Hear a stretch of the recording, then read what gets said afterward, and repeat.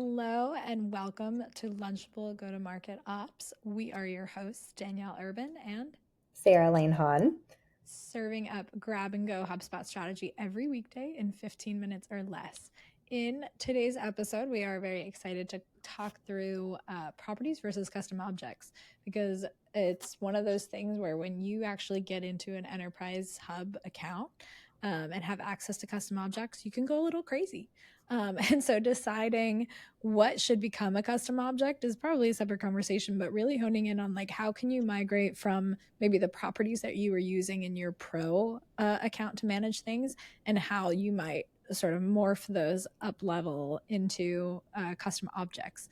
And so I'm really excited to talk through this because I know I've only been working with custom objects maybe the last year-ish, year plus, and I know you're pretty new to them as well.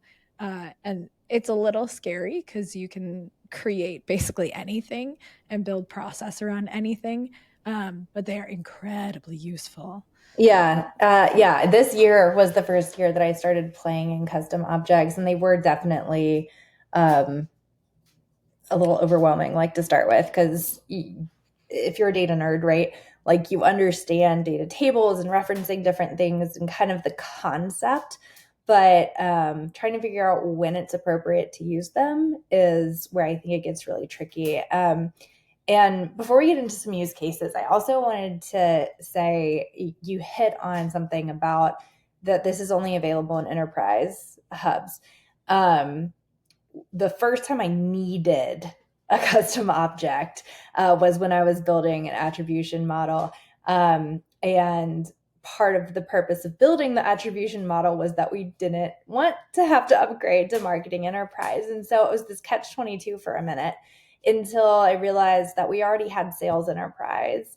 And as long as you have an enterprise hub, right? Like if you've got sales enterprise, at least one seat, you already have custom objects. And so that has become my go-to. Anyone who is my client can attest to this, that it's like if they did not have sales enterprise, they now have a seat of sales enterprise, because I want calculation fields and I want custom objects, and that is the cheapest way to get them. So quick shout out to anybody who's like, I really want this, but I'm not going to upgrade. That's the way to do it. Get a seat. You'll be fine. Yeah, definitely. And I think that's why we hadn't encountered them, because HubSpot was always known as sort of the mid-level or mid-market to small market solution. We talked about this before, and Yeah. they have sort of outgrown that stereotype and are now serving the enterprise market. But a lot of those features are newer. I mean, they probably have been around for a decade at this point, but that's still new in terms of how long HubSpot's been around. Right. And being able to even access those features, like I've always worked in SaaS startups. We never had budget for anything like that. And so being able to get into some accounts where we do have custom objects available to us, there are sort of two use cases that I can think about. And I know one we've talked on before when we think about events. So custom objects I see as either a holding space for a real thing, like an event, or it can be sort of a record, a single line that represents a moment in time. And there's sort of this decision tree that you have to work your way through to decide where those details are going to live. And I think the very first branch of that decision tree should be, do I need to know more than one thing about this? And, thinking about that as a property versus a custom object, especially if you're upgrading, we mentioned in one of our other episodes this week, if you have 36 webinar properties, it's a problem. So if you have 36 webinar properties, it's definitely a problem.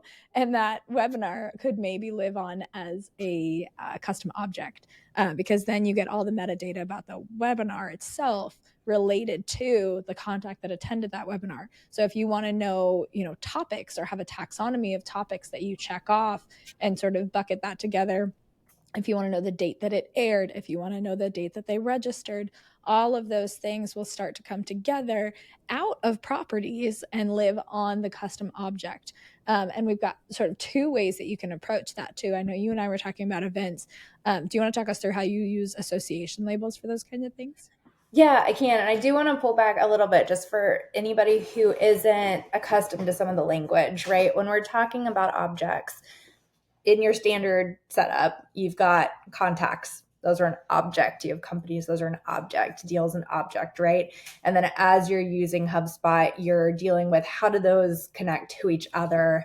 How do they, merge, change? How can you associate multiple contacts with one single company, right?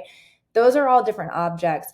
Custom objects, same exact concept. You taking some category of data and you're putting it in its own place. And like Danielle, you just said, like multiple fields within that data set that you can then articulate these new connections to. And so, yeah, events has been the number one thing I've used it for.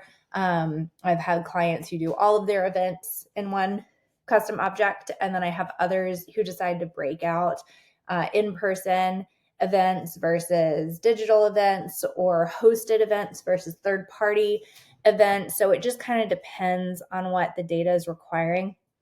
But mine, at the bare minimum, will have the event name and the event date. We can put however much else we want to, but bare minimum, event name, event date. These are all within one event object. And then I've been using association labels to say this contact registered for this event, this contact attended this event. And so they'll actually have association labels between the contact and the event object itself. And so that seems to work really well for like reporting. And I think that's the other reason why I leaned into custom objects and keep kind of circling back to playing with them, is what you can do with reporting is very different than what you can do just within fields. And so that has opened up new opportunities. So I think that's another little like, hey, if you're someone who's trying to do something in reporting and you can't quite figure out how to get it there, moving things into a custom object realm may unlock what you're trying to do. Yeah, definitely. And there are various levels of granularity that you can use the custom objects for. So that's one extreme, is sort of rolling everything up to one top level object. You have events. Within events, you might have an event type of webinar as one of the attributes on that object record.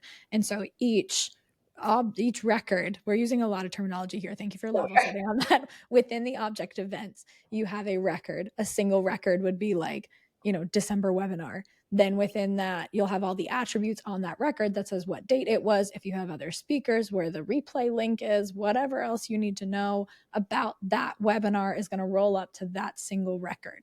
Mm-hmm. If you want to go a step deeper and get really crazy, then you can start to have a custom object represent a moment in time. It functions similarly to how a campaign member status would work in Salesforce, or even like a custom event in HubSpot, which might be another way to capture this. But if you are trying to track, say, the date and time that someone registered for an event, and then also whether or not they attended, I have actually rolled out a solution for a client where each of those snapshots is a different custom object record.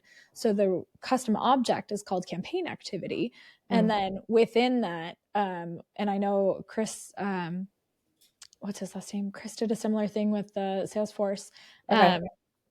I'm going to have to grab his last name. My memory's not serving me at the moment. And it basically mirrors what you're doing in Salesforce. There isn't yet a way to sync it over to Salesforce. So you can create a very similar campaign member object where it might have the person's name and the event that they're associated with, or the event that they're interacting with, or the campaign name. And then within the attributes of the object, you can have the campaign type. So it might be webinar. You can have the date that that thing was created or completed. So the date that they registered is a different date that they attended. The metadata about the webinar could even potentially live in another custom object, but we won't go down that rabbit hole right now. But you can sort of pull together that little snapshot, that moment in time, that activity that the person took. And in this case, I was using it to feed their scoring model. So if they had registered but did not attend, then they get 5 points for registering, but they don't get the 20 points for attending. And so it helped us to sort of break that out in a way that standardized those types of activities across different interactions that they might have. You can do a lot of that in scoring natively now anyway, but this was slightly different because it was syncing to Salesforce and we wanted to have a similar experience. If I figure out how to sync it over to Salesforce for real and, be able to do this fuzzy matching across platforms, I will definitely share that, but we haven't figured it out yet. Yeah. And I'm curious, like the question of when to use a property, when to use a custom object.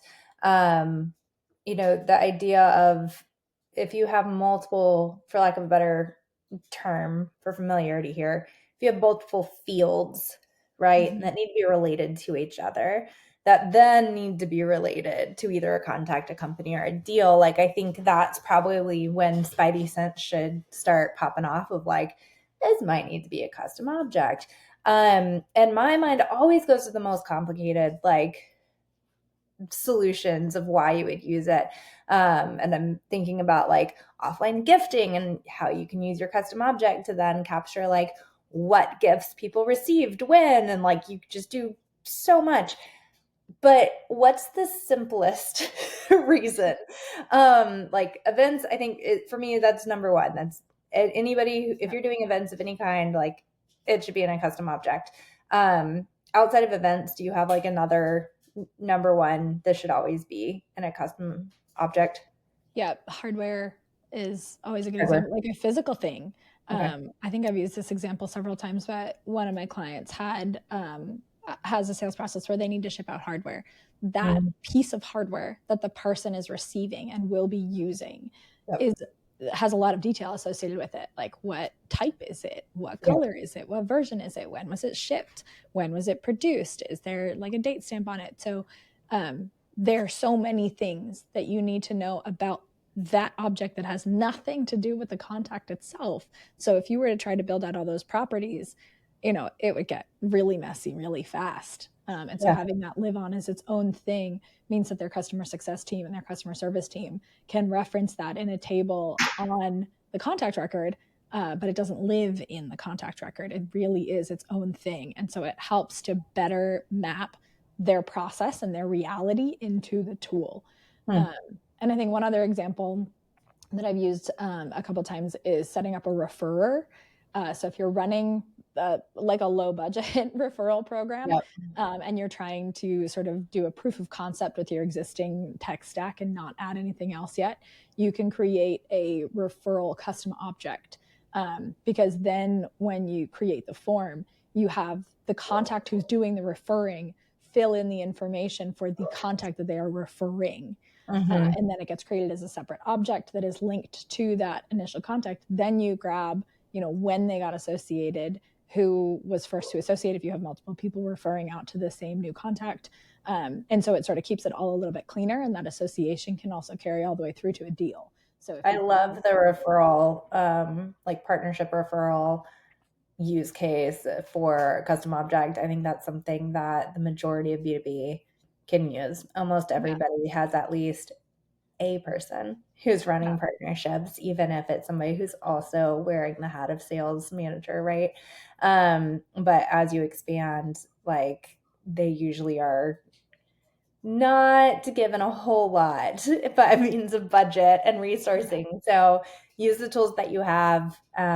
Tap, your operations team on the shoulder and say like, hey, can we build a custom object specifically for managing partnership referrals?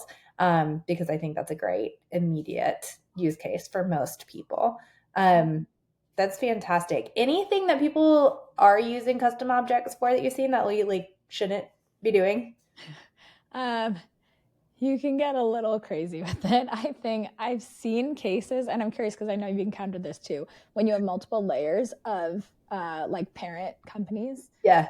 You talked about your parent umbrella company case. I have seen a case where we created a parent company custom object, Okay. and that got a little too confusing. Like we talked a lot about like should we do this or should we not, and we ultimately said like it's not great, but we'll do it and see how it goes. And it worked fine. It sort of helped us separate out parent companies from reporting. They weren't getting pulled into the reporting when we were looking at like revenue by company. Sure. So it made it a little bit cleaner that way, but ultimately it just didn't quite function the way that we wanted it to. Gotcha. And I think that's also nice though to call out is that like you can test it by building a custom object. You're not going to break anything. Mm-hmm. Build it, connect things to it, play with it, get rid of it if it no Yeah. longer serves the purpose. It is a pretty low risk, I'd say, like area to play in.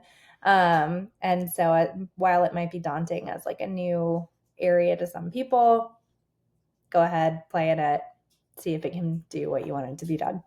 And if you have enterprise, it also means you have a sandbox. So go build your custom object in your sandbox and really detach from reality. That's like a visual developer ideas. What are you talking Yeah. about? We're scrappy B2B ops people. We just build in live instances Right. all the time. You can't move it from the sandbox into production anyway. So it's really good. But I think that's a great stopping point for us today. This was awesome. And we will see everybody tomorrow. Sounds good.